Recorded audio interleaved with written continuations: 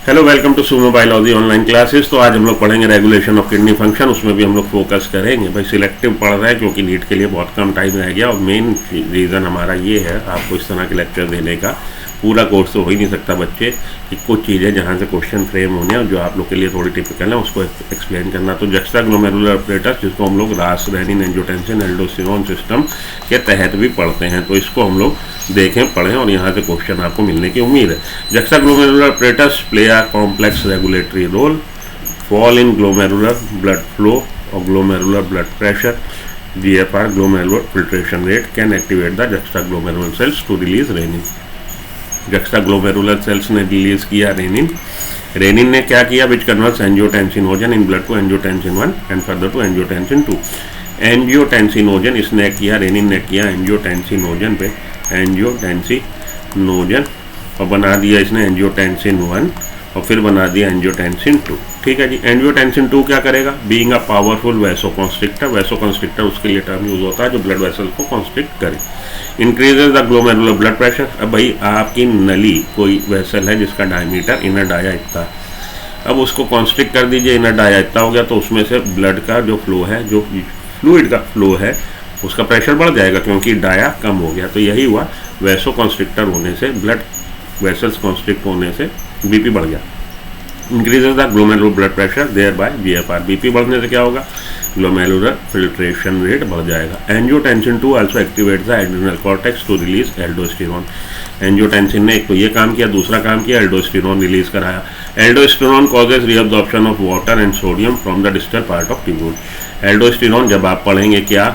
जब आप पढ़ेंगे हमारा हार्मोनल सिस्टम, वहाँ पे एल्डोस्टेरोन का रोल बताया जाएगा कि एल्डोस्टेरोन किस पे करता है, DCT की सेल्स पे करता है और DCT से रीअब्जॉर्प्शन वाटर, सोडियम और वाटर का कराएगा। सोडियम का कराएगा तो सोडियम के पीछे पीछे वाटर भी चलाएगा। तेरे पीछे पीछे 7 समुंदर आ गए भाई, आ गए। क्यों आ गए?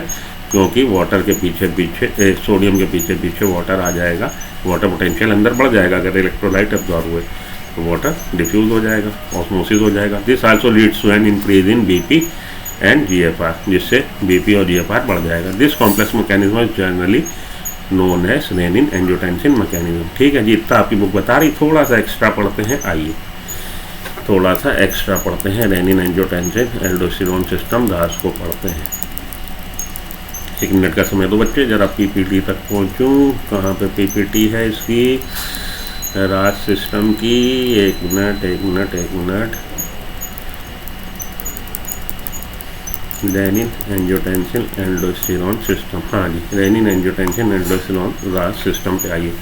Rennin angiotensin mechanism, control of juxtaglomerular operators, multi hormonal है। Renin angiotensin aldosterone system RAS भी ये कहलाता है। The smooth muscles of both afferent arteriole and efferent arteriole swollen and contain dark granules, these are juxtaglomerular cells. तो वहाँ पे सीधे ही लिखा हुआ है जक्स्टाग्लोमेरुलर सेल्स सिक्रेट कर रही नहीं, लेकिन वो सेल्स हैं कौन सी? वो एफरेंट आर्ट्रियोल और इफरेंट आर्ट्रियोल की स्मूथ मसल सेल्स हैं। ठीक है, तो जक्स्टाग्लोमेरुलर सेल्स हैं कहाँ पे भाई? एफरेंट आर्ट्रियोल और इफरेंट आर्ट्रियोल की स्मूथ मसल सेल्स हैं जिन स्वेलन हो गई हैं और उसमें डार्क ग्रैन्यूल्स हैं। Juxtaglomerular cells secrete an enzyme renin into the blood stream. Renin changes blood plasma protein angiotensinogen into angiotensin 1 and then angiotensin 2. Angiotensin 2 increases BP by constricting blood vessels. Vasoconstrictor, it also increases blood volume by 2 way. First, it enhances the reabsorption of sodium chloride and water by PCT, and second, stimulates the adrenal gland to release a hormone called aldosterone. तो पहले इन्होंने क्या किया है? इन्होंने reabsorption sodium chloride का कराया तो पीछे पीछे वाटर भी चला आया। उससे क्या होगा? ब्लड वॉल्यूम बढ़ जाएगा, ब्लड प्रेशर बढ़ जाएगा। Second, stimulates the adrenal gland to release hormone called aldosterone. Aldosterone release कराया। वो किस पे करेगा? DCT पे, जिससे कि आपका एब्जॉर्प्शन होगा सोडियम का और सोडियम के साथ साथ वाटर का फ्रॉम DCT। ठीक है जी। The epithelial cell of DCT that come in contact with afferent and efferent arteriole denser from other tubular cells and collectively called macular denser cells। ये सब आप सबकी NCERT में है नहीं, तो इसको आप बाईपास करो, इसको छोड़ो, आप केवल उतना ही याद रख लो, आपका काम चलेगा कि ये भैया हमारी जक्स्टाग्लोमेरुलर सेल्स हैं कौन सी?